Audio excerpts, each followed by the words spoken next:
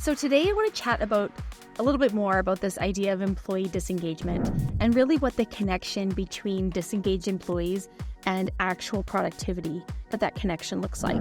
So before we dive into some of the content, I want to share a little quick story about a time when my lack of fulfillment in my job directly influenced my own productivity.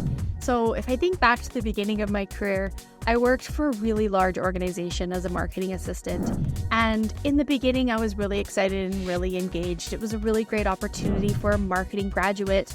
And I was excited about the people that I was working with. But over time, it wasn't the greatest fit for me. It was a good job. It just wasn't the right job for me.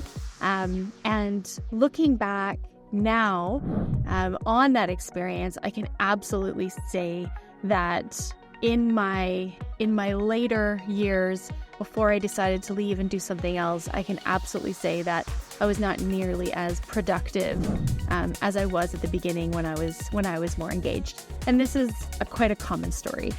People become disengaged for lots of different reasons.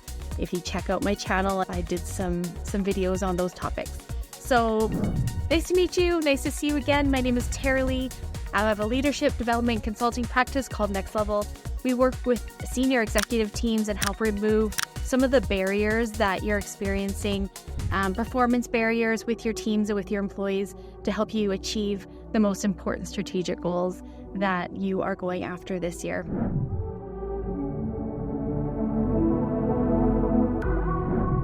So this idea of employee disengagement continues to have a lot of buzz in the market. Leaders are trying to understand what causes employee disengagement, what are some of the impacts of it, and ultimately what can they do to help overcome it. So today I want to explore this connection between employees that aren't as satisfied in their roles and what are some of the ways that this actually impacts this idea of productivity and getting our work done. So according to Indeed.com, productivity is defined as the work that an individual or group accomplishes within a certain amount of time. So greater productivity means you complete more with less effort. And research shows that productivity is negatively impacted when employees are stressed and when they're frustrated. So there's some obvious connections: reduced output, reduced quality of work, people are absent more, they're sick more often, and all of these have an immense cost associated with it. So today I want to look at this topic through the lens of teamwork, one of my favorite topics. I'm going to share some practical ways that you as a busy leader can proactively address this really, really critical issue. I'll also provide you with a link to my guide to increase employee engagement without overburdening your leaders. So a resource that I've recently launched that gives you some really fun and simple way to reconnect with your employees and drive some higher engagement. So first, disengaged employees rarely have strong relationships with their peers. Without trusting relationships, then people aren't able to show up. They're not able to be real. They're not able to be transparent. They're not able to truly be vulnerable. They won't admit mistakes. They won't ask for help. So we all know that trust is imperative in teams, that it's the foundation and it's so very important. However, and I totally get this, as busy leaders, sometimes we just don't realize. We're so busy in the day-to-day that we don't actually realize when trust is not present in our teams or when it's lacking and it hasn't been nurtured, hasn't been built. So when I think back through the clients that I have worked with, and I think about a team that had a lack of trust, there's one team in particular that really stands out. They're a manufacturing client. I was brought in to help them uncover why they had some ongoing issues achieving their plant goals. The different departments seemed to have conflict and they were operating in silos. So I went in and started talking with the leadership team, doing some discovery. And my first clue was I kept hearing comments like, well, no, I don't share details of my personal life with my peers. This is a working relationship. So this fundamental belief that existed within this leadership team that they didn't need to know each other personally and have a personal connection in order to work well together caused this huge trust issue. And this trust issue didn't just remain at the executive team level. It had actually, as leadership does, kind of flown out like a waterfall into the entire plant. So across the plant, instead of focusing on collective results and being aligned around key priorities, it really had created this each department out for themselves. This disengagement right from the top resulted in competing priorities among different departments. They were wasting time in ineffective meetings. There was politics, there was blame, there was gossip. So workplace relationships are really crucial. They are the glue that holds teams together and is really, really an important piece in achieving productive end goals.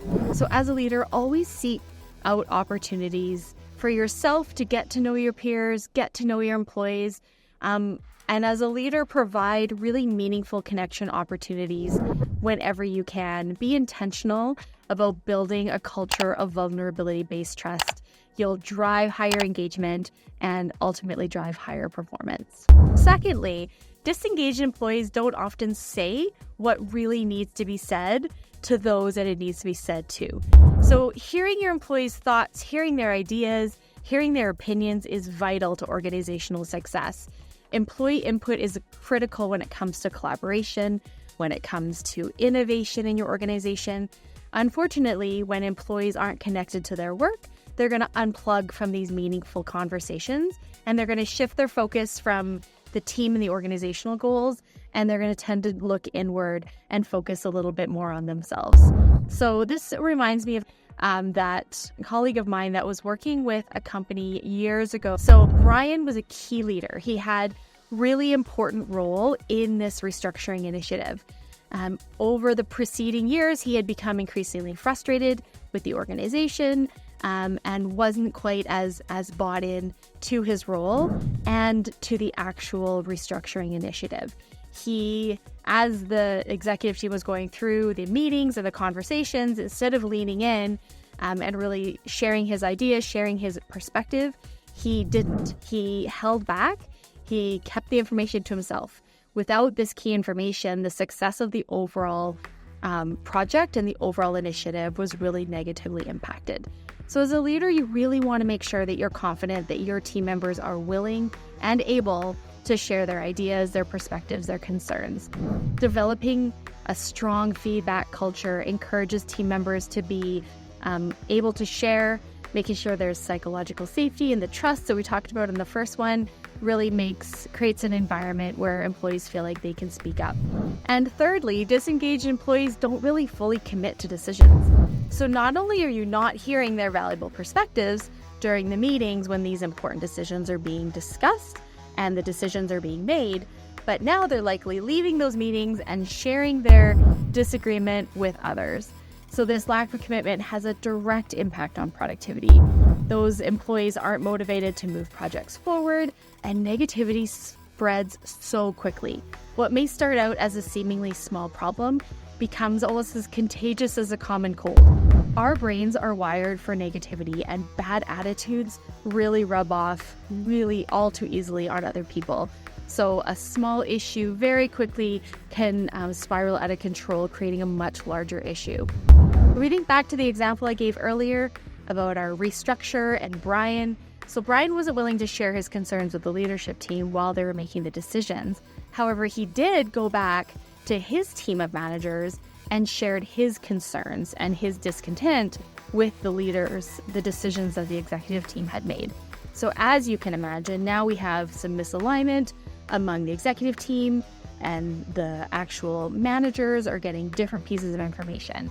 So this shifted a culture very quickly into negativity. There was lots of skepticism and mistrust. So did this influence the successful rollout of the reorg? Of course it did. So to prevent this kind of spread of negative information, increase your employee commitment, it really comes back to those fundamentals of building relationships and building trust. So as a leader, if you're experiencing any kind of employee disengagement or frustration, all of these are really can be traced back to just a lack of connection with that employee. So start there, start small. You really want to know that if a team member is discouraged, that you're going to hear about it directly and that they're not going to go and tell everybody else about it. So I'd love to hear some of your stories about the connection that you've experienced between disengaged employees and overall performance and productivity. So click into the comments and share some of your experiences. You can also find a link down below to download our anti-misery solution, a guide to increase employee engagement without overburdening your already busy leaders. And be sure to subscribe, because next week we're going to chat about reducing leadership stress. And I'm sure if you're anything like me, we could all use a little bit of that insight. Oh, of course, I'm always open to chatting directly if you'd like to learn a little bit more about the work that we do. We have a great tool that will help, a diagnostic tool that will help you understand what the level of trust is in your team, where the level of productive conflict is, and how committed your team members are. So the 3 different issues that we covered in this video, like I said, sometimes as leaders, we don't really have an accurate picture of what's going on within our teams. So if that interests you, please reach out, and I would love to chat. Take care and have a great day.